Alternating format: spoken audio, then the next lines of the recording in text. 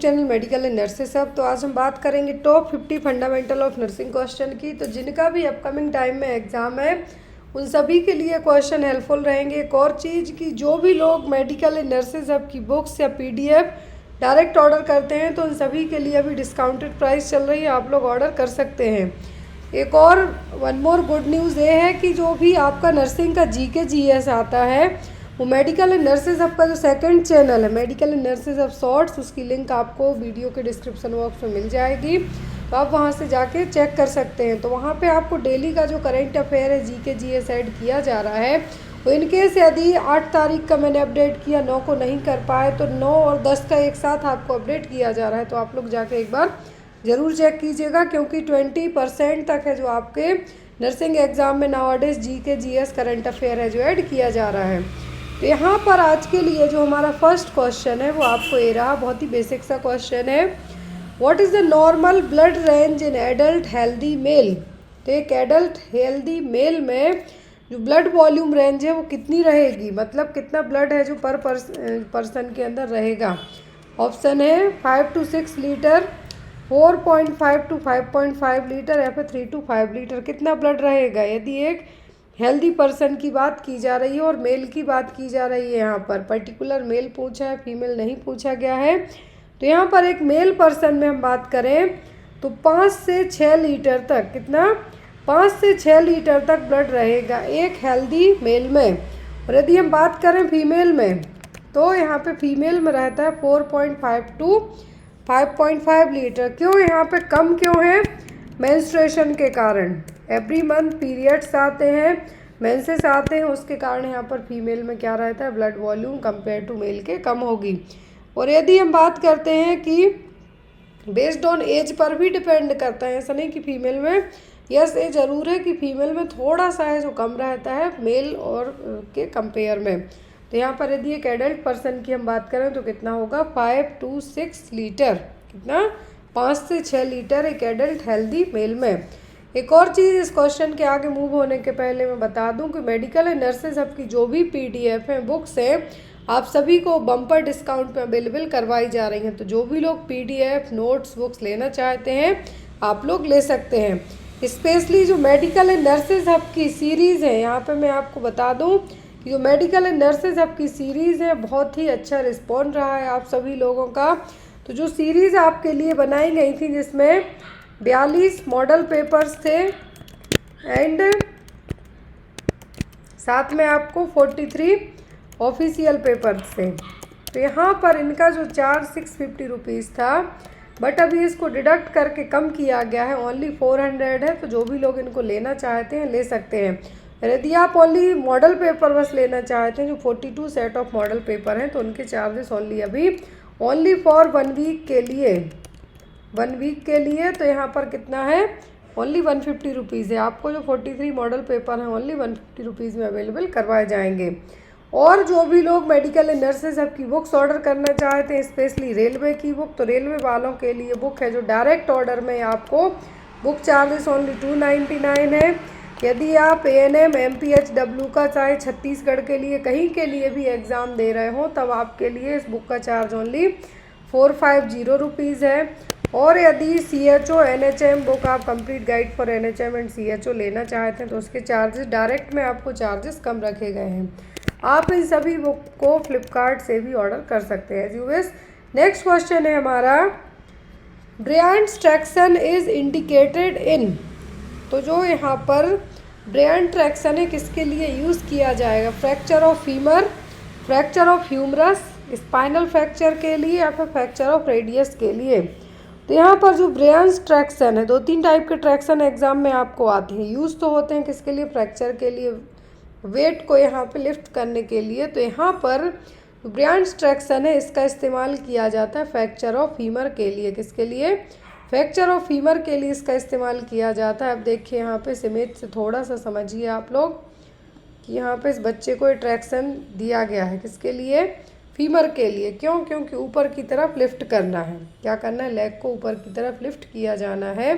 तो यहाँ पर ट्रैक्शन है जो यूज़ किया जाएगा। यदि यहाँ पर वजन की बात करें हम, ट्रैक्शन में क्या किया जाता है, वेट यहाँ पे यूज़ किया जाता है, क्लियर है।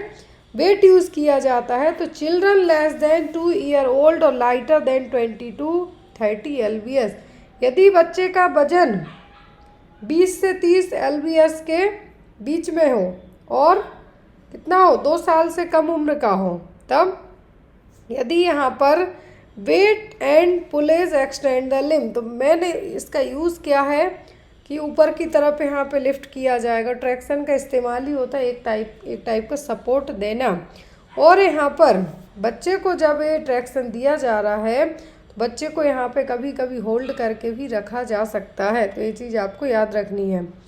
नेक्स्ट है यहाँ पर best position for a client in hypovolaemic shock is, यदि मरीज को हाइपोवॉल्यूमिक शॉक हुआ है, कौन सी पोजीशन आप अपने पेशेंट को देंगे? नी chest position, trend line work position, followers या लेटरल पोजीशन। ये सभी पोजीशन आपको एग्जाम में आती हैं।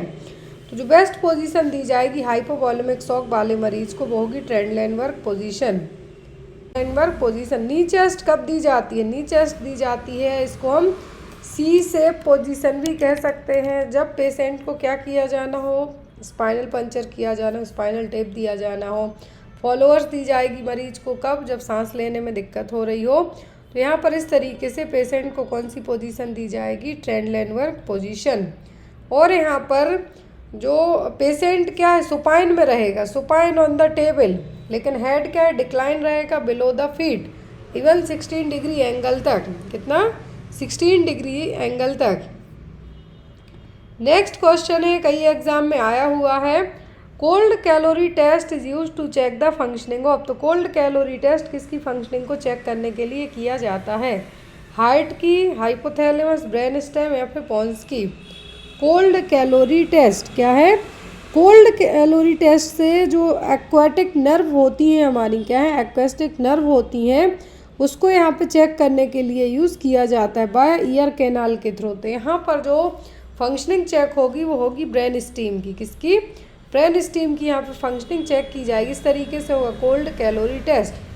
कोल्ड कैलोरी टेस्ट में यहाँ पर वाटर जब भी आप पर्सन के कान में से डालेंगे तो आंखें क्या करेगा, पर्सन इधर उधर मूव करेगा अपोजिट ईयर की तरफ, लेकिन कहाँ पर?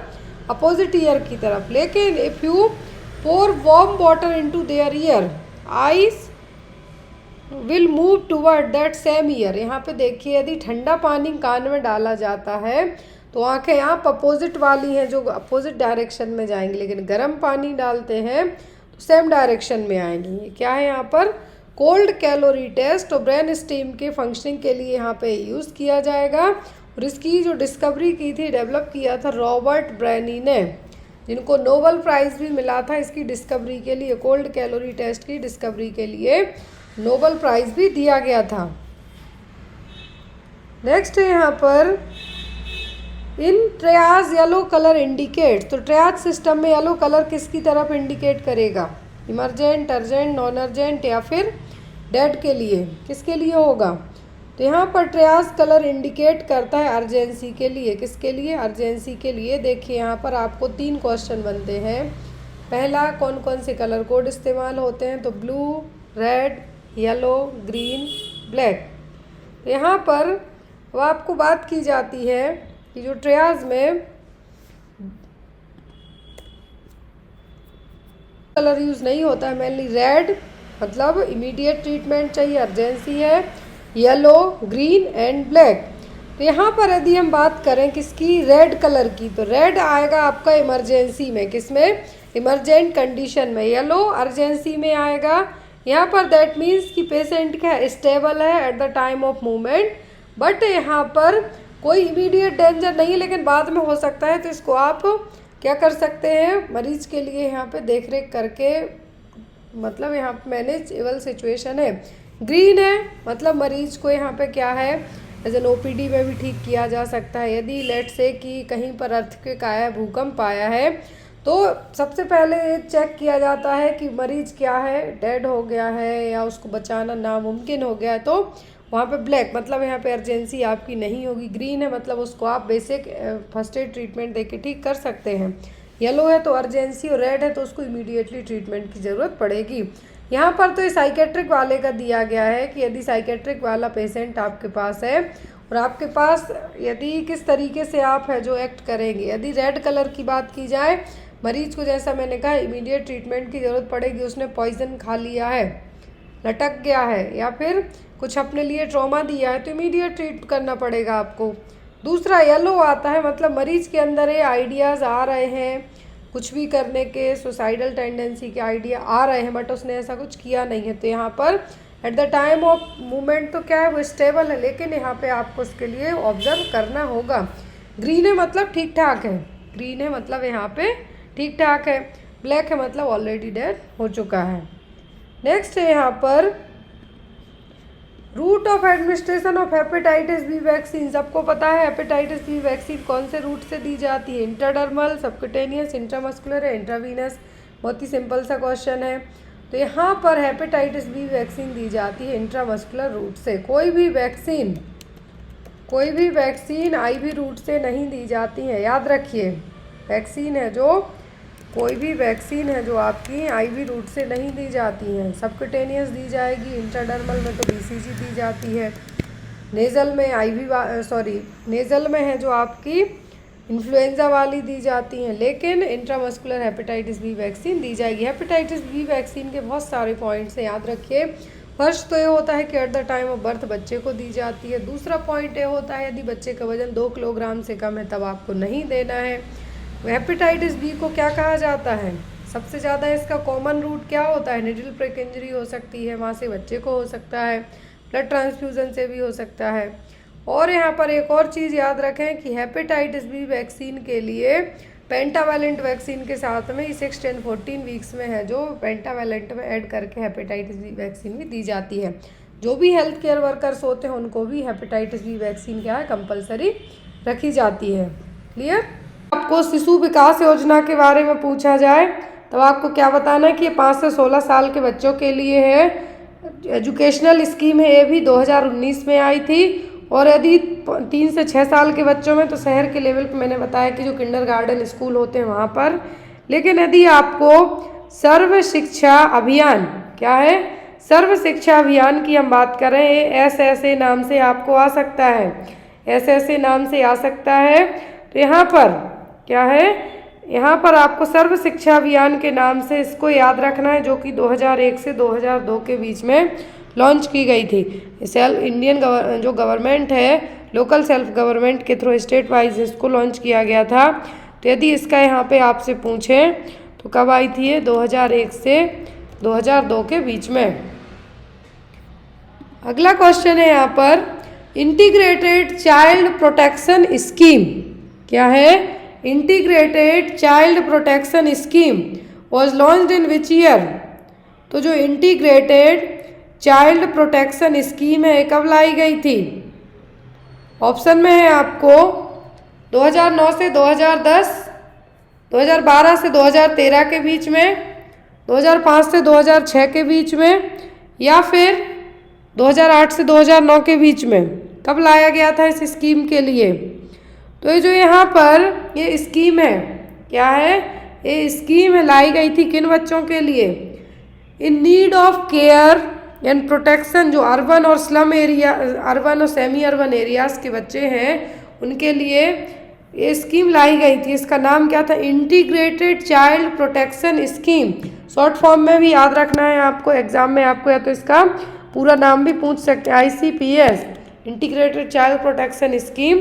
तो इस स्कीम को लाया गया था कब, 2009 से 2010 के बीच में। कब लाया गया था, 2009 से 2010 के बीच में। इसका एम क्या था, ये यहाँ पर क्या है, सेंट्रली स्पॉन्सर्ड स्कीम है। ये भी आपको पूछा जा सकता है, क्या सेंट्रल स्पॉन्सर्ड स्कीम है। 2009 से 2010 के बीच में इसको लॉन्च किया गया था। फिर इसका यदि एम की बात करें हम, तो ऐसे बच्चों को प्रोटेक्ट करने के लिए, ऐसे इन्वायरमेंट में जो बच्चे हैं उनको प्रोटेक्ट करने के लिए इस स्कीम को लाया गया था। स्पेशली वल्नरेबल ग्रुप के जो बच्चे हैं, जिन बच्चों को बहुत ज़्यादा क्या हो, नीडी बच्चे हों, उनके लिए स्कीम को लाया गया था। अगला क्वेश्चन है यहाँ पर, प्रधानमंत्री ग्राम सड़क योजना वॉज लॉन्च्ड ऑन।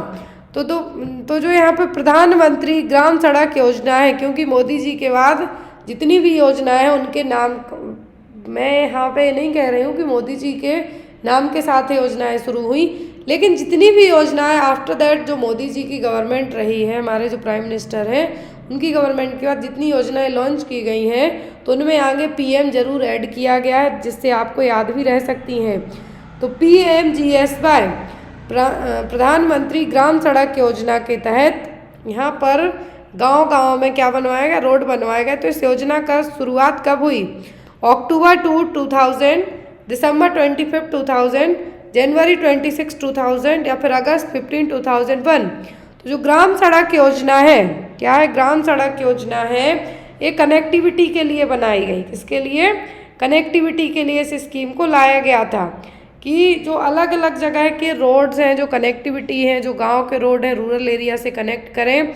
और ये उन गाँव में बनाई गई जहाँ पर 500 से ज़्यादा पॉपुलेशन हो। याद रखना है, इस स्कीम को सबसे पहले इम्प्लीमेंट कहाँ किया गया? जिस गांव में 500 लोग से ज़्यादा लोग हैं वहाँ पर इस स्कीम को बनाया गया था, स्टार्टिंग किया गया था इसको। यहाँ पर जो PMGSY योजना है, यदि इसका लॉन्च पूछे तो लॉन्च कब हुई? दिसंबर 25, 2000 में। कब? 25 दिसंबर सन 2000 में इस स्कीम को लॉन्च किया गया था। PMGSY योजना, प्रधानमंत्री ग्राम सड़क योजना। तो यहाँ पर provide all weather road connectivity to the unconnected habitats, जहाँ पर भी लोग रहते हैं यहाँ पर कनेक्टिविटी नहीं है। और ऐसे बात बहुत ही अच्छी है कि लास्ट 10 से 15 सालों में ही इतनी ज़्यादा, इवन जो गांव एरिया थे वहाँ पर भी इवन बहुत कम पॉपुलेशन, बट वहाँ पर रोड है जो अच्छी बन चुकी है। अगला क्वेश्चन है, during which 5-year plan was integrated child development services launch.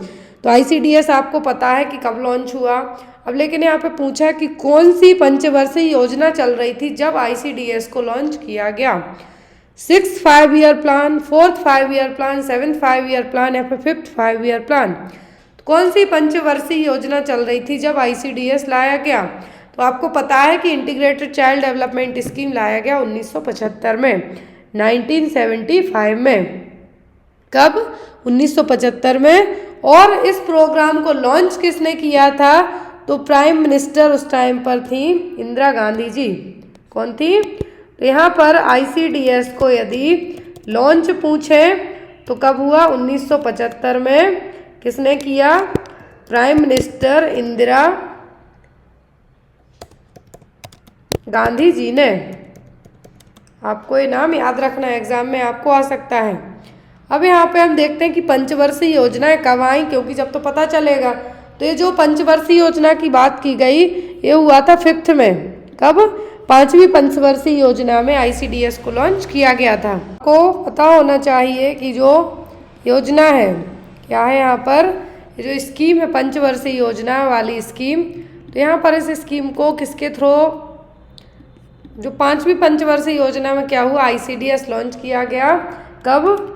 2 अक्टूबर 1975 में। ठीक है, इसको ये याद रखें कि 2 अक्टूबर 1975 में जो प्राइम मिनिस्टर इंदिरा गांधी थी उन्होंने ICDS को लॉन्च किया था। अब यहाँ पर पंचवर्षीय योजनाओं की हम बात करें तो पंचवर्षीय योजनाएं, तो पहली पंचवर्षीय योजना थी, पंचवर्षीय मतलब एक योजना 5 साल के लिए, 1951 से 1956 तक चली। कब? 1951 से 1956 तक चली। एम क्या था इसका? पूरे तरीके से खेती पे ध्यान दिया गया। किस पर? खेती पे ध्यान दिया गया। दूसरी पंचवर्षीय योजना आई 1956 से 1961 में, इसमें इंडस्ट्रियल डेवलपमेंट पे फोकस किया गया।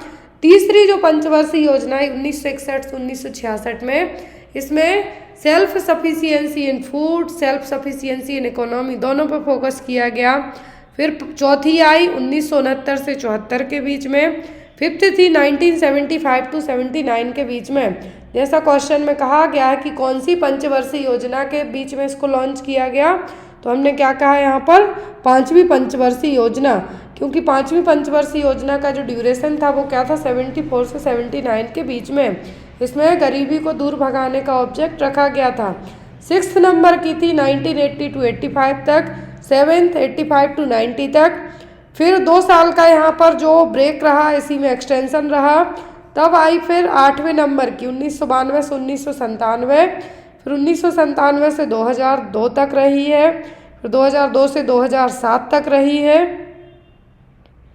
फिर जो लास्ट योजना रही हमारी 2012 से 2017 के बीच में, आफ्टर 2017 नीति आयोग आ गया। उसके बाद पंचवर्षीय योजना का काम है जो उसी के अंडर में पूरा कवर अप किया गया और उसी के थ्रू आगे बढ़ाया गया।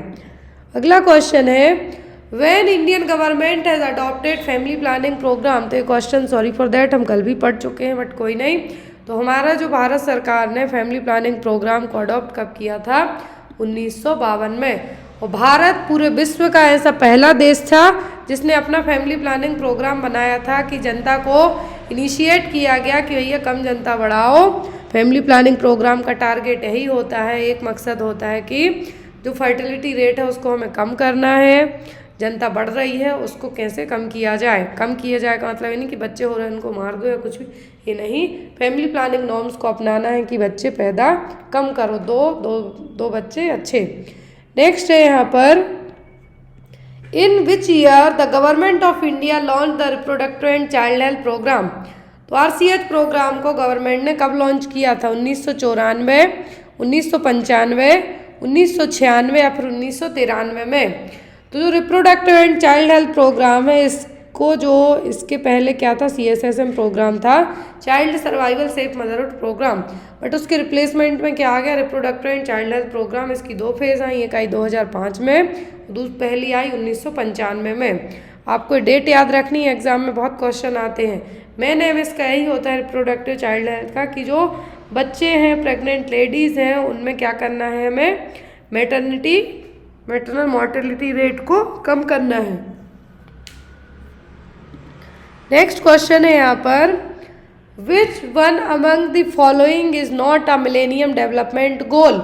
यहाँ पे ध्यान से देखें, मिलेनियम डेवलपमेंट गोल की बात की जा रही है, तो इनमें से कौन सा मिलेनियम डेवलपमेंट गोल नहीं है? MDG नहीं है।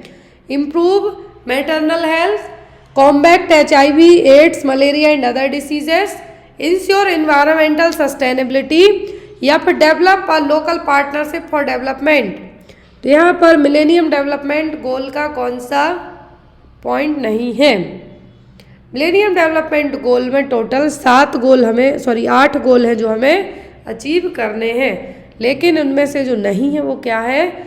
Develop a local partnership for the development. देखिए यहाँ पर मिलेनियम डेवलपमेंट गोल है, इसको सन 2000 में, सितंबर 2000 में इसको लाया गया का मतलब कि जो यूनाइटेड नेशन है वही इसको अपडेट करता है, रिलीज़ करता है, फिर अलग अलग देश इसको एक्सेप्ट करते हैं।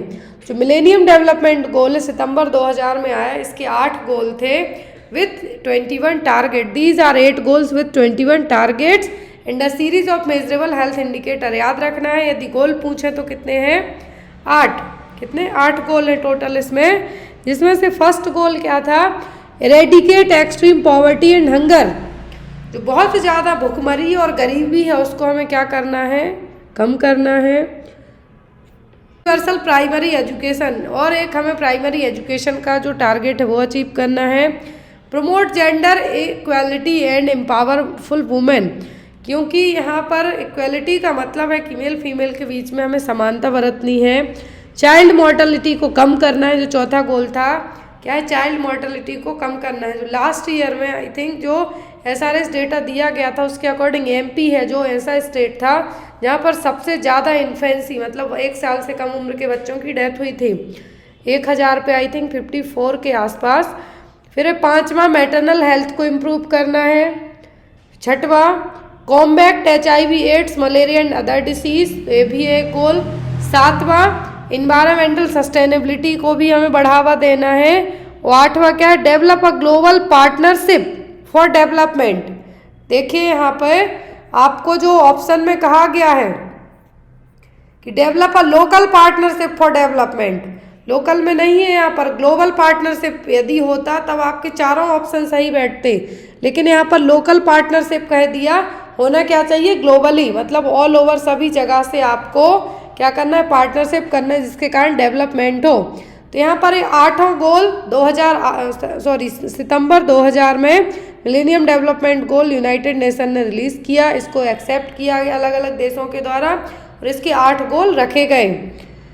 और यहाँ पर ये देखिए एक और पॉइंट ऐड किया है कि जो सस्टेनेबल डेवलपमेंट गोल है, क्या है, सस्टेनेबल डेवलपमेंट गोल लाए गए। तो इस सस्टेनेबल डेवलपमेंट गोल में 17 गोल ऐड थे।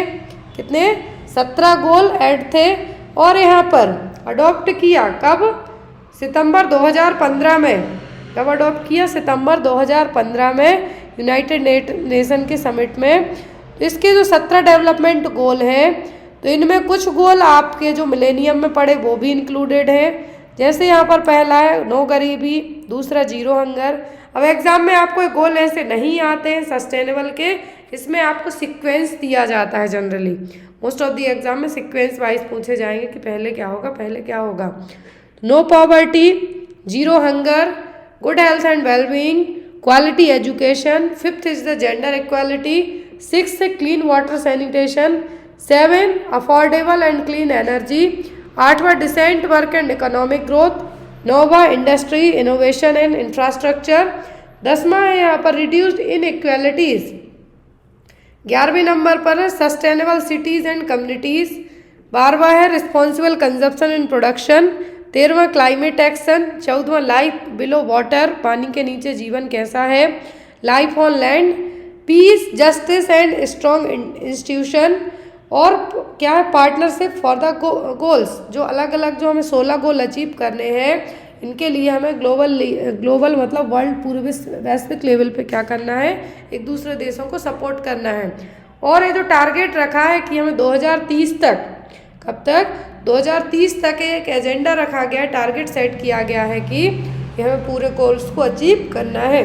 जैसे आप पढ़ाई में रखेंगे कि आज मुझे अपने 500 क्वेश्चन सॉल्व करने, चाहे कितना भी टाइम लग जाए, कैसे भी मैं टाइम एडजस्ट करूं, उसी तरीके से यूनाइटेड नेशन का जो समिट हुआ है, इसमें जो SDG गोल्स हैं, इसमें कहा गया है कि 2030 तक पूरे ग्लोबल मतलब वैश्विक लेवल पे पूरे उनको अचीव करना है। अगला है यहाँ पे question, which among the following year government of India conceived the annual health survey. तो यहाँ पर एनुअल हेल्थ सर्वे पहली बार, first time annual health survey Bharat सरकार में कब किया गया, 2004, 2005, 2006 या फिर 2007 में। कंसीव द एनुअल हेल्थ सर्वे कब हुआ, एनुअल हेल्थ सर्वे पहली बार एनुअल हेल्थ सर्वे हुआ भारत में 2005 में। कब, 2005 में। NFHS किया जाता है कब, जो आपको एग्जाम में क्वेश्चन आता है, NFHS अभी तक 5 हो चुके हैं। हर 3 साल में नेशनल फैमिली हेल्थ सर्वे किया जाता है। कब, हर 3 साल के इंटरवल में। जैसे हर जो एवरी 10 ईयर में क्या किया जाता है, सेंसस कंडक्ट किया जाता है, वैसे ही एवरी 3 ईयर में नेशनल फैमिली हेल्थ सर्वे किया जाता है। अब लेकिन यहाँ पर फर्स्ट टाइम एनुअल हेल्थ सर्वे की बात करें तो ये कब किया गया, 2005 में। कब हुआ, 2005 में। लेकिन NFHS की बात करें हम तो पहला कब हुआ, 1992 से 93 के बीच में। फर्स्ट सर्वे हुआ कब, 1992 से 1993 के बीच में।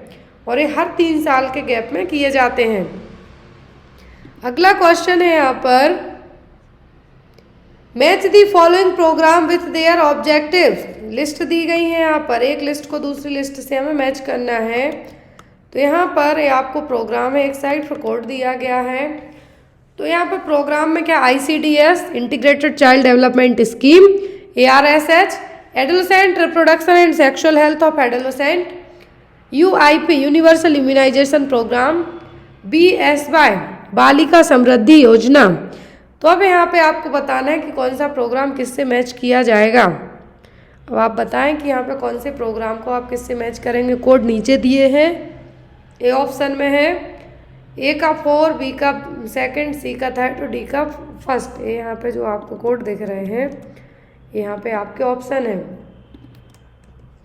तो यहाँ पे अब आपको बताना है कि सही क्या होगा। तो पहले हम चलिए इसको मिला के ही देखते हैं। ICDS integrated child development scheme ये किसके लिए है? तो यहाँ पे आपकी आएगी न्यूट्रिशन। UIP यूनिवर्सल इम्यूनाइजेशन, तो यहाँ पर इसका यही रहेगा C। बालिका समृद्धि योजना, बालिका समृद्धि योजना क्या है? ये आई थी गर्ल्स चाइल्ड के लिए, तो यहाँ पर ये था आपका D। फिर है ARSS, तो sexual and reproductive health of adolescent, यहाँ पर ये क्या है? जो सेक्सुअल एंड रिप्रोडक्टिव हेल्थ है इसके लिए है। यहाँ पर पूरा क्या है? यहाँ पर जो वाला सेक्शन है सेकंड वाला, यहाँ पर इसी का है। तो यहाँ पे आपका आंसर क्या बनेगा? फर्स्ट का फोर्थ, यहाँ पे देखिए आप ए का फोर्थ कहाँ दिया गया है, बी का सेकंड, सी का थर्ड ही है और डी का first. That means your correct answer is A. क्या होगा? ऑप्शन नंबर ए, क्योंकि ICDS प्रोग्राम न्यूट्रिशन से रिलेट करेगा। Adolescent reproductive and sexual health मतलब ARSH programme sexual and reproductive health of adolescent के लिए रहेगा। यूनिवर्सल इम्यूनाइजेशन प्रोग्राम होगा इम्यूनाइजेशन के लिए। जो बालिका समृद्धि योजना है एजुकेशन ऑफ गर्ल्स चाइल्ड के लिए। अगला क्वेश्चन है यहाँ पे, DOTS in a national programme to address, तो जो डॉट्स है किस प्रोग्राम के लिए है? मलेरिया, फाइलेरिया, ट्यूबरक्लोसिस या जैपनीज इंसेफ्लाइटिस। तो डॉट्स है किसके लिए? टीबी के ट्रीटमेंट के लिए। डॉट्स को लॉन्च कब किया गया ट्यूबरक्लोसिस ट्रीटमेंट के लिए? 1993 में, 1993 में। और यहाँ पर डॉट्स से यदि आपको मेडिकेशन पूछी जाए, देखिए मैंने यहाँ पे थोड़ा सा बड़ा कर दिया इस इमेज को ताकि आपको समझना इजी रहे। तो डॉट्स में दो कैटेगरी की ड्रग होती है, एक आती है रेड कलर का जो बॉक्स होगा, दूसरा होगा ब्लू कलर का। रेड कलर का ड्रग्स का जो ड्यूरेशन होता है 6 महीने का होगा यहाँ पर, और जो कैटेगरी सेकंड होती है इसमें 8 महीने का होगा। नेक्स्ट क्वेश्चन है यहाँ पर, which is not a part of the goal of national population policy 2000। तो नेशनल पॉपुलेशन पॉलिसी 2000 का जो गोल कौन सा नहीं है? Improve education level, improve age of marriage, address unmet need of family planning methods, improve the economic status. तो कौन सा यहाँ पर नेशनल पॉपुलेशन पॉलिसी 2000 का गोल नहीं है? तो वो यहाँ पर होगा कि जो इकोनॉमिक स्टेटस को इम्प्रूव करना, क्या है? इकोनॉमिक स्टेटस को इम्प्रूव करना नेशनल पॉपुलेशन पॉलिसी का टारगेट नहीं है। जो भारत में पहली पॉपुलेशन पॉलिसी लॉन्च की गई थी वो क्या थी? 1997 में। और जो पूरी पॉपुलेशन की साइंटिफिक तरीके से स्टडी की जाती है वो क्या कहलाती है? डेमोग्राफी। एग्जाम में आपको पूछा जाता है। तो यहाँ पर साइंटिफिक तरीके से जनता की स्टडी क्या है? डेमोग्राफी। हर 10 साल में क्या किया जाता है? सेंसस। हर 3 साल में NFHS है जो किया जाएगा, नेशनल फैमिली हेल्थ सर्वे किया जाएगा। फर्स्ट पॉपुलेशन पॉलिसी 1997 में आई, नेशनल पॉपुलेशन पॉलिसी 2000 में आई। उसके अकॉर्डिंग जो क्या थी? सेकंड पॉपुलेशन पॉलिसी थी पहली, क्योंकि 1997 में आ चुकी थी। यहाँ पे मैंने ईयर लिखा भी हुआ है, दूसरी 2000 में आई। और इसके तहत जो अनमेट नीड्स थी कॉन्ट्रासेप्शन को लेके, हेल्थ केयर इंफ्रास्ट्रक्चर को लेके, हेल्थ पर्सनल को लेके, इंटीग्रेटेड सर्विसेज प्रोवाइड कराना, चाहे वो रिप्रोडक्टिव हेल्थ हो या मैटरनल हेल्थ हो या चाइल्ड हेल्थ केयर सिस्टम हो। तो इसको तो यहाँ पे जो सेकंड पॉलिसी है उसके तहत जो टारगेट यहाँ पे नहीं था, एम नहीं था, वो क्या था? Improve the economic status. Next one, which of the following is the primary component of Janani Suraksha Yojana, जननी शिशु सुरक्षा योजना, JSSY। आपने JSY पढ़ी, जननी सुरक्षा योजना। दूसरी जननी शिशु सुरक्षा योजना। इसके तहत है जो इन्फेंट मोर्टेलिटी रेट को कम करना है, टारगेट यही है। तो अर्ली रजिस्ट्रेशन है, इंस्टीट्यूशनल बर्थ है, पोस्ट डिलीवरी केयर भी इसमें इंक्लूडेड है। तो यहाँ पे आपका आंसर होगा ऑल ऑफ द अबव। क्या है? All of the above. अगला क्वेश्चन है यहाँ पे, which of the following is not a goal of national rural health mission. NRHM का गोल कौन सा नहीं है? Reduction in infant mortality rate and maternal mortality rate, universal access to public health services, prevention and control of communicable and non communicable disease या फिर employment guarantee. NRHM national rural health mission, इसको launch किया गया 12 अप्रैल 2005 को। याद रखना है, national rural health mission गांव के लिए है, अर्बन हेल्थ मिशन जो सिटी वाले एरिया है उनके लिए है। तो नेशनल रूरल हेल्थ मिशन के तहत infant mortality rate, maternal mortality rate के लिए है जो फोकस किया गया इसमें रिड्यूस करने को। पब्लिक हेल्थ सर्विसेज की एक्सेस के लिए भी यहाँ पे इम्प्रूवमेंट किया गया। कम्युनिकेबल नॉन कम्युनिकेबल डिसीज़ के लिए भी यहाँ पे आया गया। अब मैं बता दूँ कि इंडिया की जो सबसे ज़्यादा अर्थव्यवस्था जो हेल्थ सेक्टर वाला जो एरिया है, सबसे ज़्यादा काम उस पर कौन करता है? NHM। स्पेशली जो गांव के एरिया हैं, जो कम्युनिटी लेवल हो गई, ब्लॉक लेवल हो गए, वहाँ पे सबसे ज़्यादा काम कौन कर रहा है? अभी NHM। जितने भी हेल्थ से रिलेट करते हुए प्रोग्राम है सब NHM के थ्रू ही अपडेट किए जा रहे हैं। नेक्स्ट है यहाँ पे, तो यहाँ पर आपका आंसर क्या होगा? Employment guarantee. तो यहाँ पर NRHM को शुरुआती टाइम पर 18 स्टेट में लॉन्च किया गया था, जो वीक पब्लिक हेल्थ सेक्टर है वहाँ पर। लास्ट नेक्स्ट क्वेश्चन है यहाँ पर, the target group for national literacy mission is. National literacy mission का टारगेट ग्रुप क्या है? Below 15 year, 35 to 44 year, 15 to 35 year, 15 to 65 year. Literacy का मतलब साक्षरता। क्या है? साक्षरता, पढ़े लिखे होना। भारत का सबसे साक्षर राज्य क्या है? केरला, पिछले कई सालों से। और सबसे अच्छा सेक्स रेशियो भी कहाँ का है? केरला का। सबसे जो वीक है, सबसे लोएस्ट जो लिटरेसी रेट है वो कहाँ की? वो है बिहार की। कहाँ की? बिहार की। तो नेशनल लिटरेसी रेट के लिए जो एज ग्रुप है वो क्या है? 15 से 35 साल तक का। कितना? 15 से 35 साल तक। प्लेसेंटा का वेट 500 ग्राम है, 1/6 होता है बेबी के वेट के। तो यहाँ पर बेबी का वेट कितना होगा? 2 kg, 3 kg, 4 kg या फिर 5 kg। तो फुल टर्म प्लेसेंटा का वेट कितना होता है? 500 से 600 ग्राम तक। अप्रॉक्सीमेट रेंज यदि पूछते तो 500 ग्राम होता है। और जब ये कम माना जाता है जब बेबी का वेट, नॉर्मली टर्म बेबी का वेट 2.5 से 3 kg तक होगा। तो यहाँ पर आपका जो करेक्ट आंसर होगा वो क्या होगा? 3 kg। क्या होगा? 3 kg। अब यदि आपको एग्जाम में पूछा जाता है कि बेबी का वेट भी दिया है, प्लेसेंटा का वेट भी दिया है, तो प्लेसेंटा का वेट यदि पूछते हैं तो कितना होता है? 1/6 ऑफ द बेबी वेट। कितना? 1/6 ऑफ द बेबी वेट। और यदि अर्ली टर्म पूछा जाता है तो जो बेबी क्या हो? अर्ली टर्म का मतलब है कि बिटवीन 37 वीक 0 दिन 38 वीक 6 डेज, मतलब पूरे 39 वीक्स के टाइम पर ही डिलीवर होंगे। फिर आते हैं फुल टर्म जो कि 39 वीक्स से लेकर 49 वीक तक। Late term and post term. Post term यदि पूछते हैं तो 42 वीक्स के बाद जो डिलीवरी होगी वो। Next one is labour is termed precipitate if total labour process complete with in. तो प्रेसिपिटेट का मतलब होता है पहले। तो यदि लेबर की प्रोसेस कितने घंटे में कंप्लीट हो जाती है तब हम उसको प्रेसिपिटेट कहेंगे। 1 आवर, 2 आवर, 4 आवर, 5 आवर। तो प्रेसिपिटेट कहा जाएगा जब लेबर है जो पूरी प्रोसेस 2 घंटे में हो जाती है, उसके अंदर 2 घंटे के अंदर हो जाती है तो प्रेसिपिटेट। मोर देन 18 आवर से ज़्यादा लगते हैं तो prolonged labour. Next one is identify the type of splint shown in the photograph. तो यहाँ पर फोटोग्राफ में आपको एक स्प्लिंट दिख रहा है फिंगर्स के यहाँ लगा हुआ, तो ये क्या है? Knuckle bender splint, cock up splint, Thomas splint या फिर नन ऑफ द अबव। तो जो यहाँ पर स्प्लिंट दिख रहा है आपको इमेज में, कौन सा स्प्लिंट है? नकल ब्लेंडर स्प्लिंट, जो कि जनरली फिंगर फ्लेक्शन के लिए यूज़ किया जाता है। यदि किसी को फिंगर में कुछ डिसेबिलिटीज़ हो तो उनके लिए स्प्लिंट यूज़ किया जाता है। इसको हम क्या कहते हैं? नकल ब्लेंडर स्प्लिंट। नेक्स्ट यहाँ पर identify the symbol shown in the image. तो यहाँ पर इमेज में एक सिंबल दिख रहा है आपको, तो ये किसका है? रेडिएशन हैजार्ड का, साइटोटॉक्सिक वेस्ट का, बायो हैजार्ड का या फिर बायोडिग्रेडेबल वेस्ट का।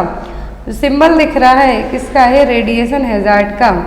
साइटोटॉक्सिक का ब्लू कलर से होगा और ऐसे ही सेम ब्लैक येलो होगा किसका? बायो हैजार्ड का। बायोडिग्रेडेबल और रिसाइकिल का कैसा होगा? ग्रीन कलर का होगा और उसमें 3 टाइप से पत्तियां बनी हो सकती या फिर कुछ ग्रीन एरो लगे रहेंगे जो क्या है? बायोडिग्रेडेबल हैं।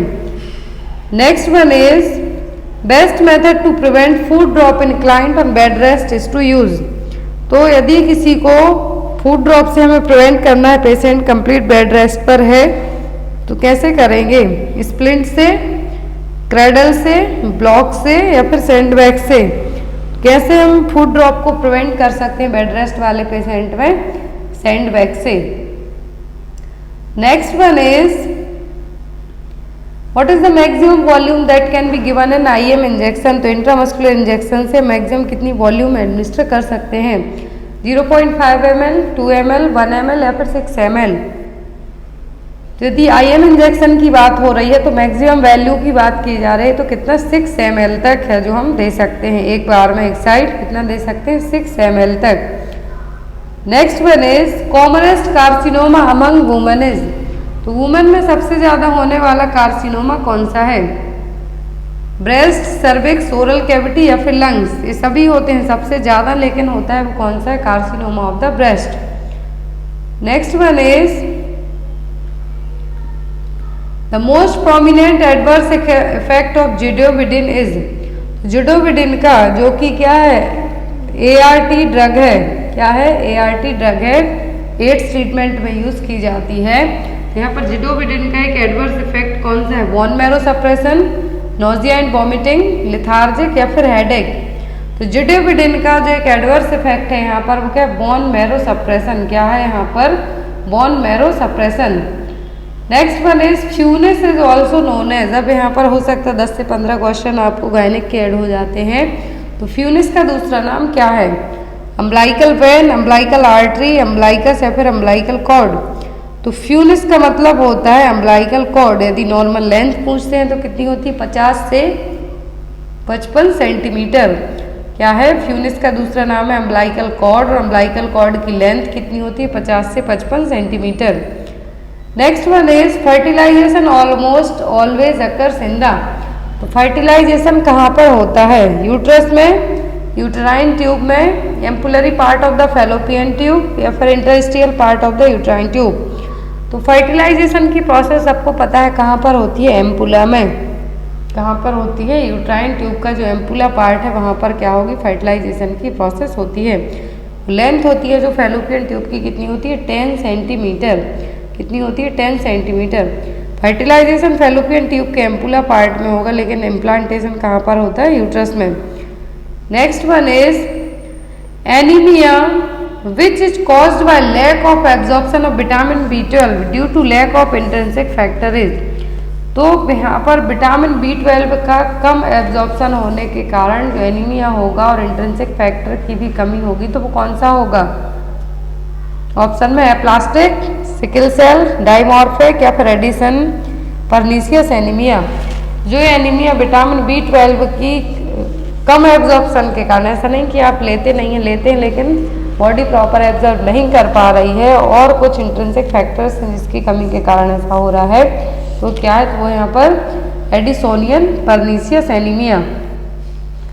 Next one is the term phlegmasia alba dolens refers to? ये क्वेश्चन आपको नया लग रहा होगा कि फ्लेगमासिया अल्वा डोनल्स है जो क्या टर्म है? Deep vein thrombosis, varicose vein, Venus thrombo embolism, retrograde extension of pelvic thrombophlebitis. तो यहाँ पर जो फ्लेगमेसिया अल्वा डोनल्स का मतलब है क्या है? Retrograde extension of pelvic thrombophlebitis, septic pelvic thrombophlebitis कहेंगे, जो कि पोस्टपार्टम कॉम्प्लिकेशन है, जिसमें पोस्टपार्टम फीवर के साथ साथ जो ब्रॉड स्पेक्ट्रम एंटीबायोटिक रहेंगी पेन के लिए वो काम नहीं करेंगी। इसको हम क्या कहेंगे? Retrograde extension of pelvic thrombophlebitis या फिर septic pelvic thrombophlebitis. Next one is the census count is taken only once in year? तो हमेशा सेंसस है जो कब लिया जाता है? 10 साल। कितना? सॉरी, एक बार कब लिया जाता है? 10 साल में एक बार है जो सेंसस लिया जाता है। फर्स्ट सेंसस हुआ था 1881 में। इंडिया का लास्ट सेंसस यदि बात करें अभी तो 2011 में कंडक्ट किया गया था। Next one is jet track method is used for giving IM injection because? तो जेट ट्रैक मेथड में IM इंजेक्शन क्यों दिए जाते हैं? जो भी हेलोपेरिडोल है या फिर जो भी इरिटेबल मेडिसिन है वो जेट ट्रैक मेथड से ही दी जाती हैं, तो ऐसा क्यों? Because it's easy administration, to reduce the pain, fast action या फिर सील द मेडिकेशन। तो IM इंजेक्शन क्यों दिया जाता है जेट्रैक मेथड में? क्यों? क्योंकि ये क्या करेंगे, मेडिकेशन को सील कर देंगे, अदर टिश्यूज में मेडिकेशन लीक नहीं हो पाएगी, इससे इरिटेशन नहीं होगा। तो इसीलिए जेट्रैक मेथड IM इंजेक्शन को देने के लिए यूज़ की जाती है। जो भी इरिटेबल मेडिसिन होती हैं जनरली वो इसी जेट्रैक मेथड को अपना के एडमिनिस्टर की जाती हैं। Next one is drug of choice to treat alcohol withdrawal symptom is. तो एल्कोहल विड्रॉवल सिम्टम को ट्रीट करने के लिए कौन सी मेडिसिन यूज़ की जाएगी? नेलॉक्सोन, डायसल्फिरम, एसिटामिनोफेन या फिर क्लोरडाइजेपॉक्साइड। जो मेडिसिन यूज़ की जाएगी विड्रॉवल सिम्टम को ट्रीट करने के लिए एल्कोहल के, वो क्या होगी? क्लोरडाइजेपॉक्साइड। डाइसल्फाम एज एन डिट्रेंट के तौर पे काम की जाएगी, लेकिन क्लोरडाइजेपॉक्साइड है जो विड्रॉवल सिम्टम को ट्रीट करने के लिए यूज़ की जाएगी, वो भी किसके? एल्कोहल के।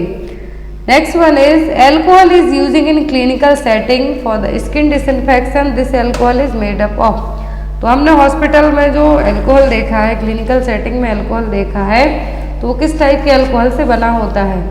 एथाइल, मिथाइल, एथेनॉल या फिर आइसोप्रोपिल। तो जो हॉस्पिटल सेटिंग में और आपके जो सैनिटाइजर्स हैं उनमें कौन सा एल्कोहल रहता है? तो उनमें होता है आइसोप्रोपिल एल्कोहल। कौन सा होगा? Isopropyl alcohol. Next one is death of a woman while pregnant और within 42 days of the termination of pregnancy irrespective of the duration and the site of pregnancies. यदि किसी वुमेन की death pregnancy में अब delivery होने से लेकर 42 दिनों के अंदर तक हो जाती है तो उसको हम क्या कहेंगे? IMR, NMR, MMR या फिर नन ऑफ द अबव। तो कंसीव करने से लेकर डिलीवरी के 42 दिनों तक भी यदि किसी फीमेल की डेथ होती है तो उसको हम क्या करते हैं? Maternal mortality rate. क्या कहेंगे हम यहाँ पर उसको? Maternal mortality rate. Next one is the formula use to calculate the estimate fetal weight is. तो यदि मान लीजिए आपको फीटल वेट पता नहीं है तो फीटल वेट को फाइंड आउट करने के लिए कौन सा फॉर्मूला अपनाया जाएगा? जॉनसन्स फॉर्मूला, नेगल्स, जैकॉब्सन्स या फिर नन ऑफ द अबव। तो बेबी का जो फीटल वेट है हमें पता करना है तो किससे अपना चेक करेंगे हम? जॉनसन्स फॉर्मूला से। किससे करेंगे? जॉनसन्स फॉर्मूला से। अब यहाँ पर जो फॉर्मूला है अकॉर्डिंग टू दैट क्या किया जाएगा? Fetal weight in grams minus 155 into fundal height in centimetre minus K. तो यहाँ पर के क्या है? फीटल हेड है एट माइनस स्टेशन में 12 जो यहाँ पर यूज, यदि मान लीजिए यहाँ पर रहा कि फीटल जो वेट हमें ग्राम में पता करना है तो 150 into fundal height in centimetre minus के है जो, और के यहाँ पर क्या है? फीटल माइनस स्टेशन है। तो यहाँ पर एक फॉर्मूला लगा के, जॉनसन्स फॉर्मूला लगा के फीटल के वेट को हम पता कर सकते हैं। Next one is drug of choice for induction of ovulation is. तो यदि किसी के प्रॉपर पीरियड्स नहीं आते हैं तो ओवुलेशन की प्रोसेस नहीं होती है तो कौन सी ड्रग है जो ली जाएगी ओवुलेशन को इंडिकेट करने के लिए, इंड्यूस करने के लिए? जिसके पीरियड्स टाइम पर नहीं आते हैं, ओवुलेशन की प्रोसेस नहीं होती है, तो वो अपने पीरियड्स टाइम पर लाने के लिए, ओवुलेशन के लिए क्या करते हैं? मेडिसिन लेते हैं। तो कौन सी मेडिसिन है? ऑप्शन में प्रोजेस्ट्रॉन, एस्ट्रोजन, मेटफॉर्मिन या फिर क्लोमिफिन। तो मेडिसिन ली जाएगी ओवुलेशन इंड्यूस करने के लिए, वो क्या है? क्लोमिफिन। क्या है? क्लोमिफिन ओवुलेशन इंड्यूसिंग एजेंट है जो कि दिए जाते हैं orally. Next one is cancer of the cervix is caused by. Cervical cancer होने का जो कॉज है वो क्या है? HPV, HIV, ट्रिप्नोमा पैलिडियम या फिर ट्राइकोमोनास वेजाइनलिस। तो यहाँ पर जो कॉज है वो क्या है? वो HPV वायरस। क्या है? Human papilloma virus most common cause है किसके लिए? सर्विक्स कैंसर के लिए। ट्रिप्नोमा पैलिडियम कॉजेटिव एजेंट है किसका? सिफिलिस के लिए।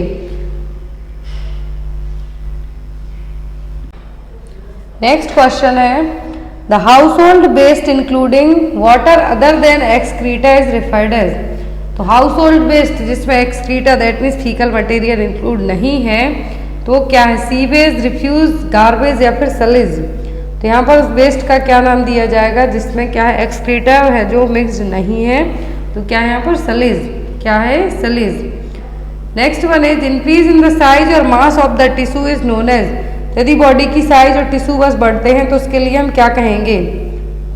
ग्रोथ, मैच्यूरेशन, डेवलपमेंट या फिर प्रोग्रेस, क्या टर्मिनोलॉजी यूज़ की जाएगी कि बॉडी के जो टिश्यूज़ हैं उनकी ग्रोथ बस हो रही है, बाकी और कुछ है जो नहीं हो रहा है, तो वो क्या कहलाएगा, तो वो कहलाएगा यहाँ पर ग्रोथ। क्या कहलाएगा, ग्रोथ। ग्रोथ में क्वांटिटेटिव है, मेजरेबल है, जिसको हम सेंटीमीटर और इंच पाउंड में चेक कर सकते हैं, जैसे वेट है, हाइट है, किस में आएंगे, ग्रोथ में। डेवलपमेंट में मैच्यूरेशन होंगे, फंक्शनिंग होगी, स्किल होगा, बच्चों का बोलना होगा, ये सब किस में आएगा, डेवलपमेंट में।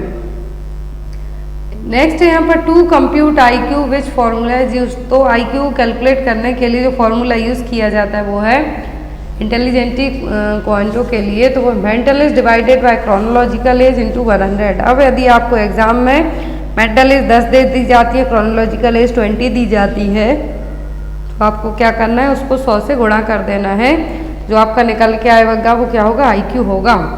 Next one is the first test develop to measure intelligence was design by, तो पहला टेस्ट है जो इंटेलिजेंसी के लिए बनाया गया था, किसने बनाया था, ब्रेचलर ने, विलियम स्टर ने, बिनेट सैमन ने, या फिर नन ऑफ द अबव ने। तो यहाँ पर जो टेस्ट है इंटेलिजेंसी टेस्ट पहली बार किसने बनाया था, विनेट सैमन ने, किसने, विनेट और सैमन ने। Next one is at which age size of head reach 90% of the adult head size, तो बच्चे की जो हेड की साइज है, सिर की साइज है, वो एडल्ट की साइज के 90% तक कब हो जाएगी, 3 साल में, 4 साल में, 8 साल में, फिर 10 साल में। जनरली जो इन्फेंट्स होते हैं उनका एडल्ट के बराबर 90% तक हेड का साइज हो जाता है 3 साल की एज में। कब हो जाता है, 3 साल की एज में। नेक्स्ट है यहाँ पर Mrs. Preeti, 22-year-old lady, delivered a premature baby. Which of the following medicine is useful for the newborn baby? तो यहाँ पर बेबी के लिए कौन सी मेडिसिन है जो दी जाएगी यदि प्रीति नाम की पेशेंट का बेबी प्रीमेच्योर डिलीवर हो गया है, तो ऑक्सीटोसिन, रेनिटिडिन, डेक्सामेथासोन या फिर टेस्टोस्टेरोन मेडिसिन दी जाएगी यदि प्रीटर्म डिलीवरी हो गई है, प्रीमेच्योर बेबी डिलीवर हो गया है। कौन सी मेडिसिन बेबी के लिए हेल्पफुल होगी, वो होगी डेक्सामेथासोन, लंग मैच्यूरेशन में ये हेल्प करेगी, तो यहाँ पर क्या दिया जाएगा, dexamethasone. Next one is a 2-year-old male child has following manifestation: chest indrawling, wheezing, fever. Which will be the most appropriate group of drug for the child? तो यहाँ पर जो साइन बताए जा रहे हैं, चेस्ट इंड्रॉइंग, वीजिंग और फीवर, ये तीनों साइन किसके, निमोनिया के, और इन तीनों साइन का जो ट्रीटमेंट होगा वो क्या कहलाएगा, यहाँ पर एंटीबायोटिक है जो यहाँ पर स्टार्ट किए जाएंगे। साइन है जो चेस्ट इंड्रॉइंग, वीजिंग, फीवर, निमोनिया के साइन है ये तीनों, लेकिन जो यहाँ पर आपका ट्रीटमेंट दिया जाएगा वो क्या होगा, antibiotic. Next one is in a period of growth and development which is a embryo period, तो ग्रोथ और डेवलपमेंट में एम्ब्रियो पीरियड कब कहलाएगा, 0 to 14 डेज, 14 से 8 वीक, 8 वीक से 38 वीक, या फिर नन ऑफ द अबव। तो यदि एम्ब्रियो का डेवलपमेंट पूछा है तो कितना होगा, 14 दिन से लेके 8 वीक तक का, कितना होगा, 14 दिन से लेके 8 वीक तक का। प्रीनेटल पीरियड में जाइगोट पूछते हैं तो 0 to 14 डेज, फिर आता है एम्ब्रियोनिक स्टेज, तो 14 से 8 वीक की, फिर आता है फीटस 8 वीक से लेके at the time of birth तक फीटल है जो माना जाएगा। पोस्ट नेटल में आते हैं अर्ली न्यूनेट जो फर्स्ट 7 वीक के होते हैं, फिर आते हैं लेट जो कि 7 दिन से 28 दिन के, फिर होते हैं इन्फेंट जो कि पूरे 1 साल के होंगे, first year of life, toddler 1 से 3 साल, फिर प्री स्कूल 3 to 6 ईयर होगा, स्कूल एज 6 से 10 साल होगी गर्ल्स में, बॉयज़ में 6 से 12 साल तक, एडोलेसेंसी होगी 13 से 18 साल, लेकिन एडोलेसेंट स्टेज यहाँ पर गलत टाइप हो गई है।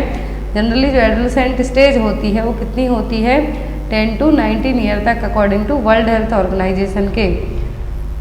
Next one is which of the following is a zoonotic और जूनोसिस डिसीज, जूनोटिक समझ लीजिए आप, जूनोटिक का मतलब होता है ऐसी डिसीज जो किसी इन्फेक्टेड एनिमल से आपको ह्यूमन बीइंग को लगे, क्या है, एनिमल टू ह्यूमन बीइंग में होने वाली डिसीज जूनोटिक डिसीज कहलाती है। और इनमें से जूनोटिक डिसीज कौन सी है, तो वो रेबीज, इन्फेक्टेड एनिमल के बाइट करने से ह्यूमन बीइंग में होगा, वो क्या होगा, रेबीज। और एक इस टाइप की डिसीज यहाँ पर एनिमल इन्वॉल्व हो रहे हैं, तो क्या है, zoonotic disease.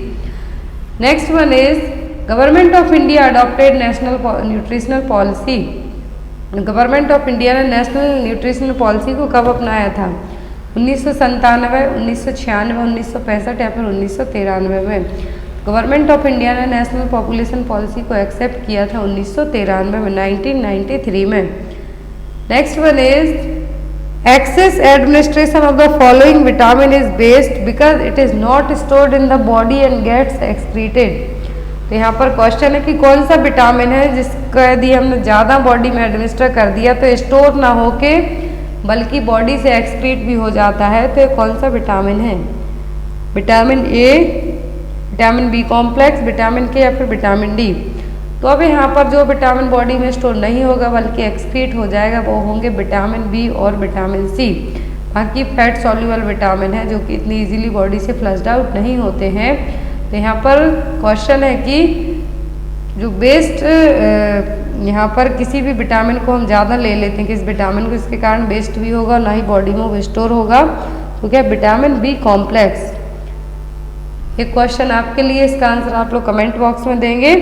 Symptoms like cheilosis, glossitis, red and shining lips, inflammation and burning I and scrotal dermatitis indicate deficiency. अब तो इतने सारे जो साइन है यहाँ पर किस डिसीज के साइन हैं? Vitamin B6, vitamin B12, vitamin B2। तो किसके यहाँ पर जो साइन है आपको देखने को मिल रहे हैं? तो इसका आंसर आप लोग कमेंट बॉक्स में देना। आई होप आपको आज की क्लास अच्छी लगी। Thank you for watching us. और बहुत सारे लोगों को कुछ आइडियाज़ टिप्स चाहिए थी, मेरे ब्लॉगिंग चैनल को आप लोग ज़रूर फॉलो करें। कीर्तिस ब्लॉगिंग के नाम से आपको यूट्यूब पर अवेलेबल है, तो वहाँ पर भी जाके आप विजिट कर सकते हैं। Thank you, bye bye.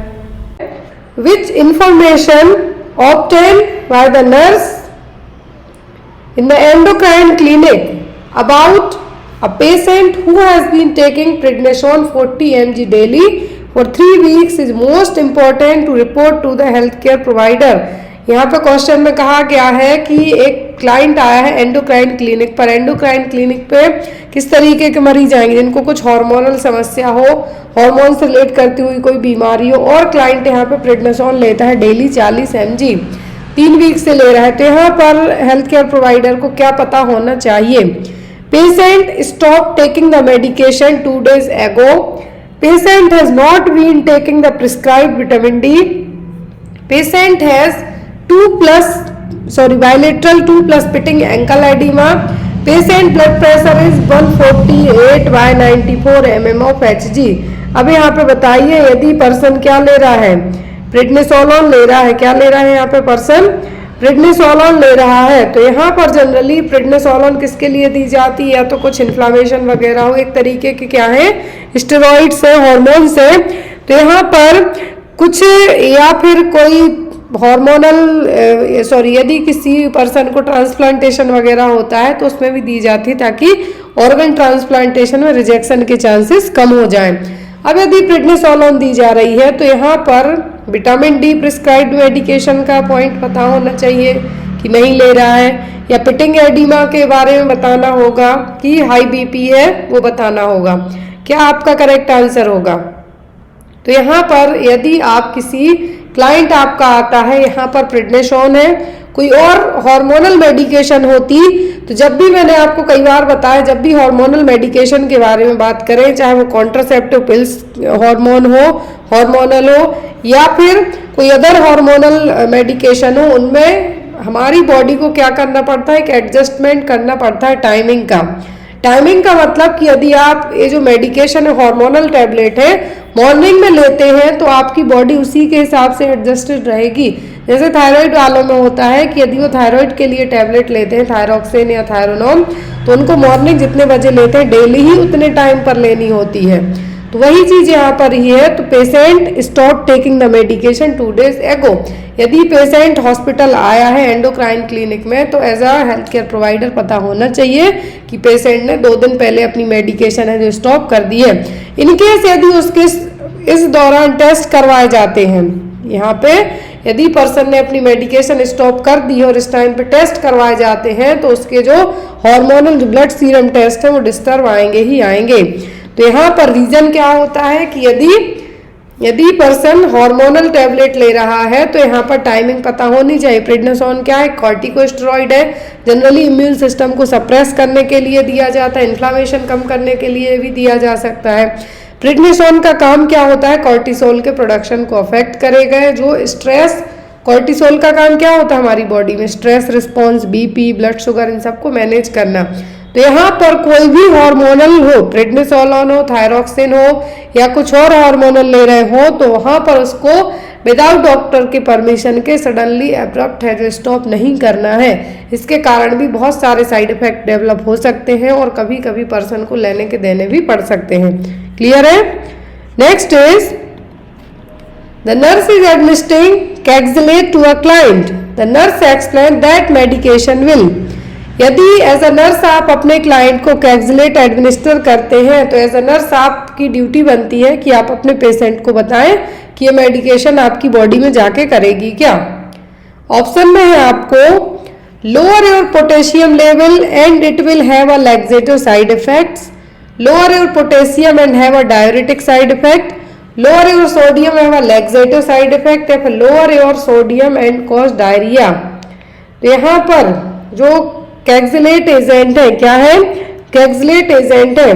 तो यहाँ पर कैक्सिलेट एजेंट देने का काम है जो क्या होगा, मतलब इसका मैकेनिज्म ऑफ एक्शन क्या होगा कैक्सिलेट का।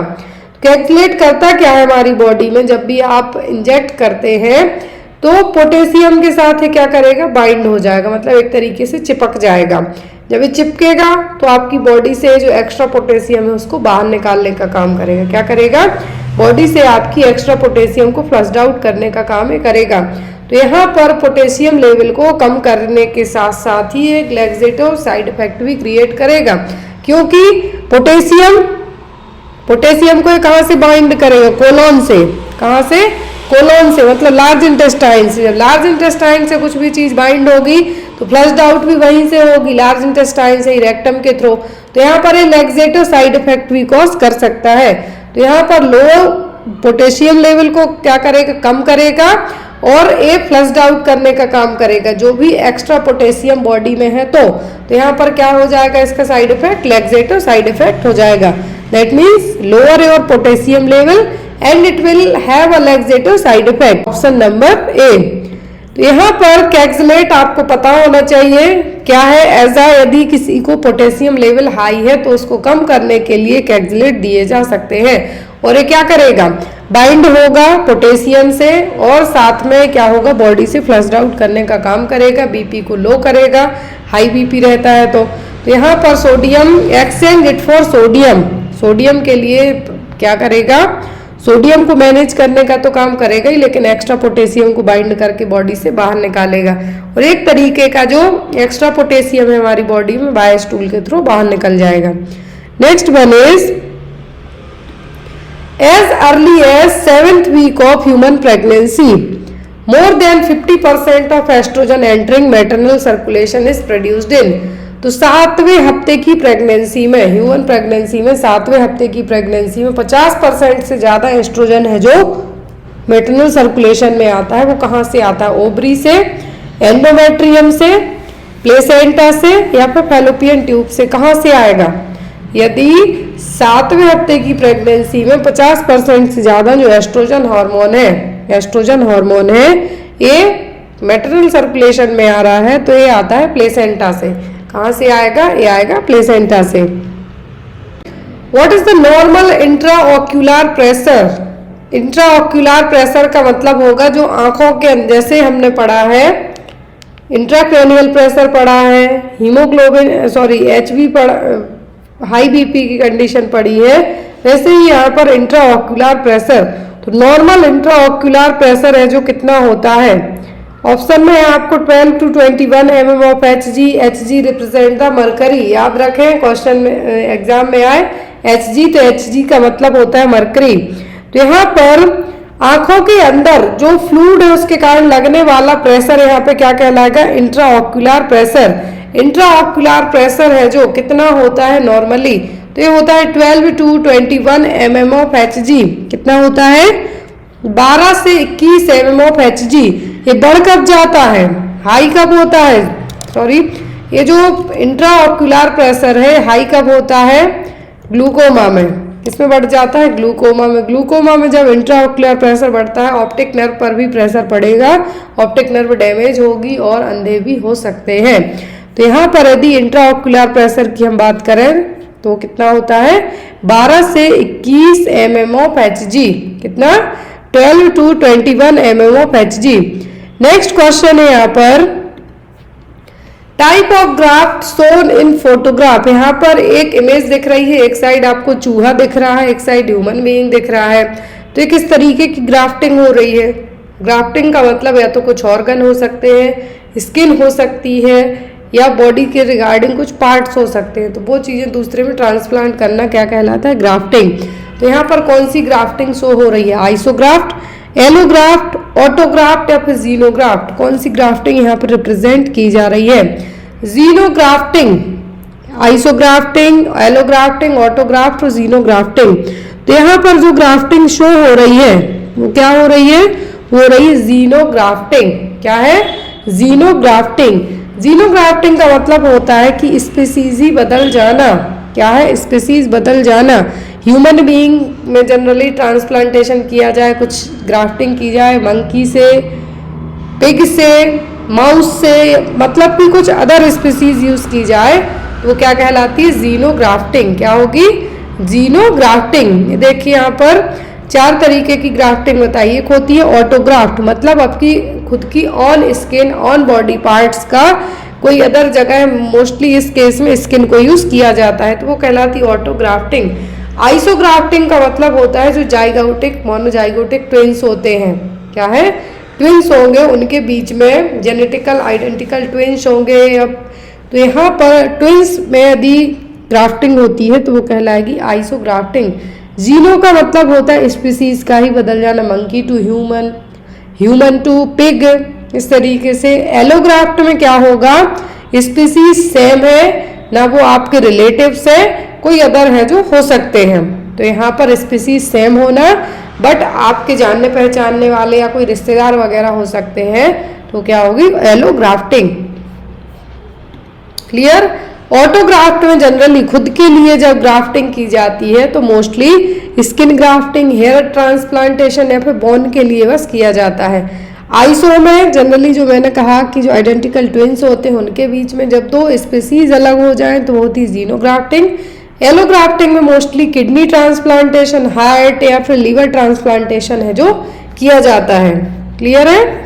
Next is identify the deformity shown in this picture. यहाँ पर एक इमेज दिख रही है, उसमें बताया गया है कि ये कौन सी डिफॉर्मिटी है।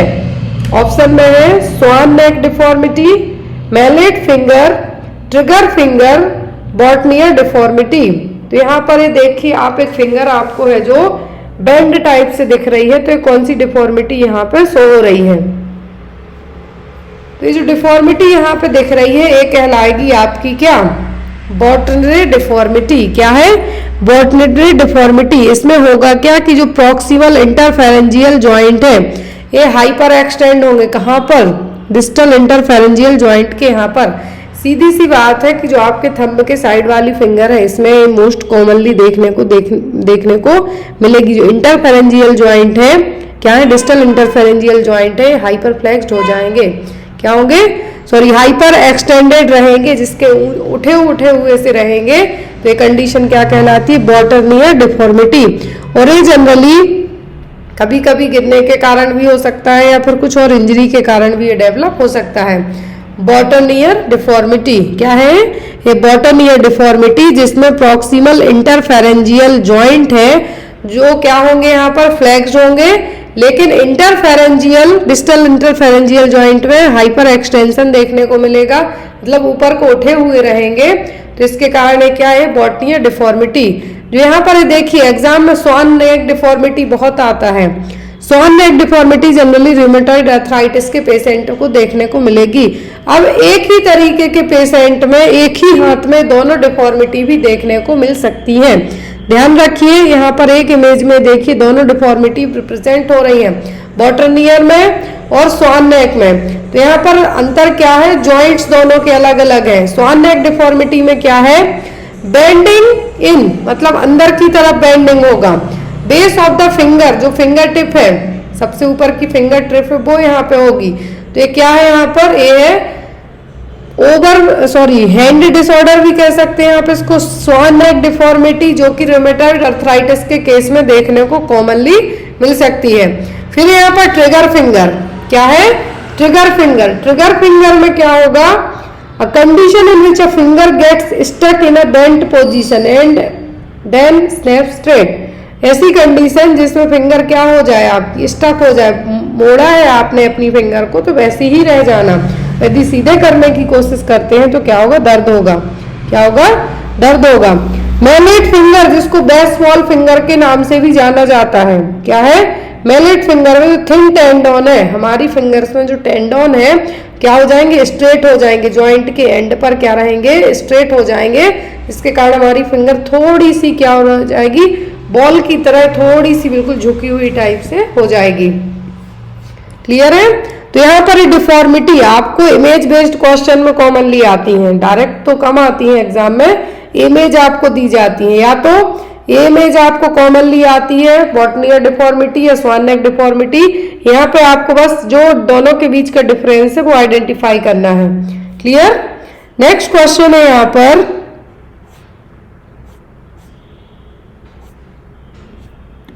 Flare chest is seen in, तो फ्लेयर चेस्ट किसमें देखने को मिलेगा, ऑप्शन में है यहाँ पर hypertension, cardiac failure, wrist fracture या फिर डायफ्रेगमेटिक हर्निएशन। किसमें देखने को मिलेगा, फ्लेयर चेस्ट। तो फ्लेयर चेस्ट देखने को मिलता है जनरली रिब्स फ्रैक्चर में। यदि किसी पर्सन को क्या हुआ है, रिब्स फ्रैक्चर हुआ है या रिब्स कोई एक्सीडेंटल केस में रिब इंजरी हुई हो तब। तो life threatening medical condition, rib cage में हमारे क्या वाइटल ऑर्गन सुरक्षित रहते हैं, वो है हमारे लंग्स, फेफड़े।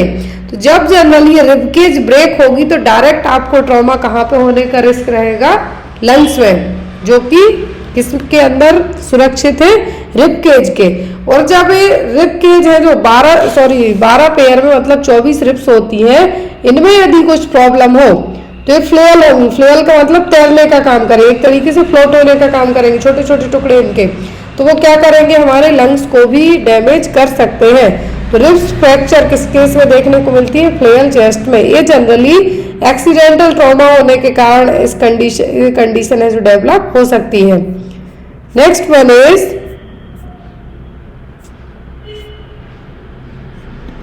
Tunnel vision in seen in which condition. Tunnel vision किस केस में देखने को मिलेगा, ग्लूकोमा, कैटरेक्ट, जीईआरडी मतलब गैस्ट्रोइसोफेगल रिफ्लक्स डिसीज या फिर ट्रोकोमा में टनल विजन देखने को मिलता है जनरली। टनल जानते हैं आप, सुरंग टाइप, मतलब सामने सब कुछ है लेकिन जो एक आपको सर्किल शेप के अंदर जो चीजें दिखेंगी हो जाएगी टनल। एक तरीके से सुरंग टाइप का जो विजन है वो देखने को मिलता है ओनली ग्लूकोमा में। इसमें ग्लूकोमा में ईएसआईसी पेपर में क्वेश्चन आया था। तो यहाँ पर ग्लूकोमा के केस में होगा क्या कि जो हमारे ऑप्टिक नर्व तो डैमेज होती ही है, जिसके कारण हमारा पेरिफेरल विजन लॉस मतलब चारों तरफ जो दिखता है वो नहीं होगा, सामने सामने का बस दिखेगा। तो यहाँ पर जनरली कंडीशन क्या कहलाती है, टनल विजन। क्या है, टनल विजन। इसके कारण कभी कभी ब्लाइंडनेस भी हो सकती है। नॉर्मल विजन में हमें चारों तरफ का दिखेगा, लेकिन टनल विजन में जो चीज हमारे स्ट्रेट ऑफ पॉइंट है और एक थोड़ा थोड़ा धुंधलापन टाइप से दिखेगा वो क्या कहलाएगा, टनल विजन, जिसमें चारों तरफ के दिखने से कोई लेना देना नहीं होगा।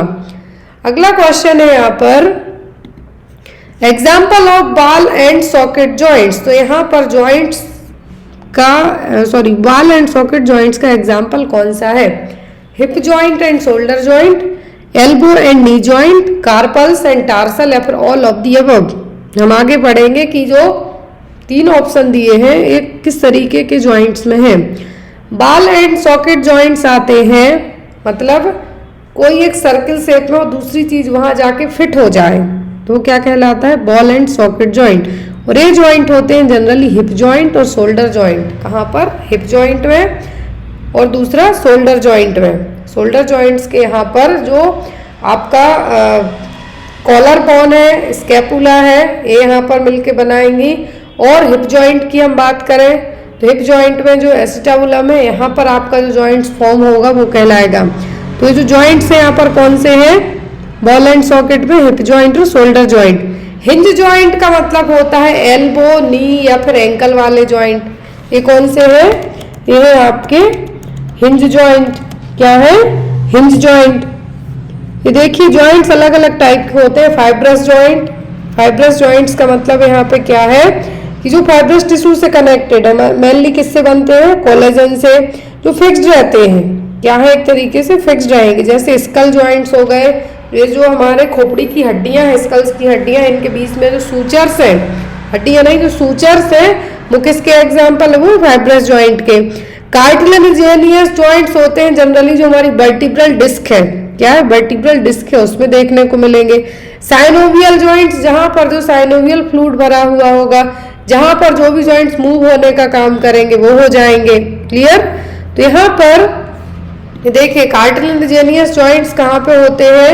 जनरली मेनुब्रम एंड स्टर्नम में, मतलब चेस्ट के यहाँ पे, सिम्फाइसिस प्यूबिस में, एपिफाइजियल प्लेट बिटवीन वर्टिब्रा, जो मैंने बताया वर्टिब्रल जो डिस्क है हमारी, उसमें जो डिस्क के बीच में जो जॉइंट्स होंगे एक को दूसरे से जोड़ेंगे वो कहलाएंगे, और जो इमूवेबल है, मूव नहीं होते हैं। साइनोवियल जॉइंट्स, यहाँ पर एक स्मूथ मूवमेंट देखने को मिलता है, मूवमेंट देखने को मिलता है। और इन जॉइंट्स के यहाँ पर जो कैप्सूल है, यहाँ पर एक फ्लूइड भरा होता है, कहलाता है साइनोवियल फ्लूइड। ये एज अ कुशन का काम करता है। क्या करता है? कुशन का काम करता है। तो यहाँ पर भी अलग अलग तरीके के जॉइंट्स होते हैं, planar, pivot, condyloid, saddle, ball and socket. तो यदि बॉल एंड सॉकेट की हम बात करें तो हिप और शोल्डर जॉइंट है वो हो जाएंगे। हिंज जॉइंट्स में आपके आ जाएंगे एल्बो, नी और एंकल। ग्लाइडिंग में आपके होंगे टार्सल्स के, कार्पल्स के और इंटरवर्टिब्रल।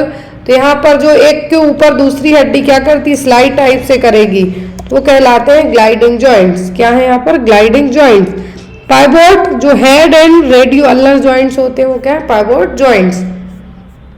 जॉइंट्स के बारे में हम जो सेपरेटली भी पढ़ेंगे, बट मैंने यहाँ पे आपको बता दिया कि इस तरीके से है जो क्वेश्चन आपको आ सकते हैं।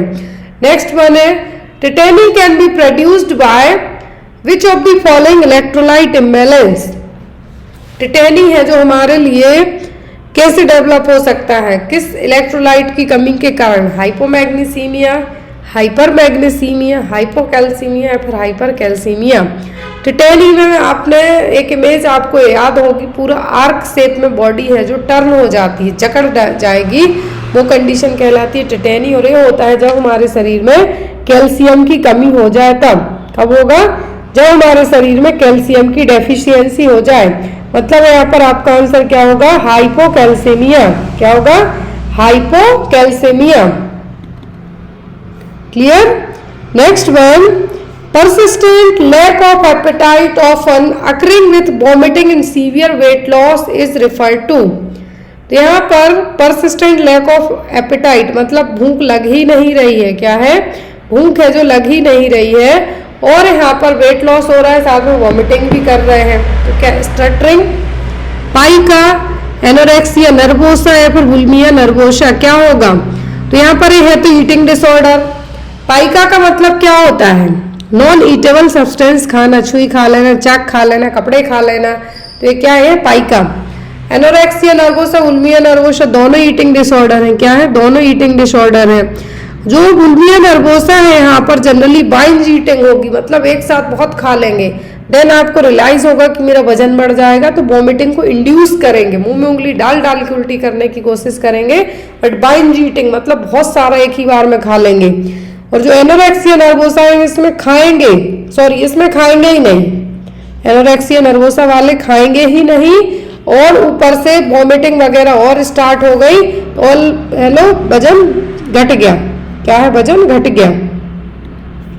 देखिए यहाँ पर एनोरेक्सिया नर्वोसा, बुलिमिया नर्वोसा बताया गया। एनोरेक्सिया में खाने से मना करेंगे, और बुलिमिया में क्या करेंगे? खा लेंगे, खूब भर भर के खाएंगे, लेकिन आफ्टर दैट रियलाइज होगा कि अब वजन बढ़ सकता है, तो मुंह में उंगली डाल के उल्टी करने की कोशिश करेंगे। क्या करेंगे? उल्टी करने की कोशिश करेंगे। एनोरेक्सिया नर्वोसा में वेट लॉस होगा, क्यों? क्योंकि खाएंगे ही नहीं, 85% तक वजन घट जाता है कभी कभी। बुलिमिया में इस तरीके से क्रेविंग होगी कि सब खा लो, जो हो सब खा लो, बाद में भले उल्टी कर जाओ, तो ये केस होगा। क्लियर? Next is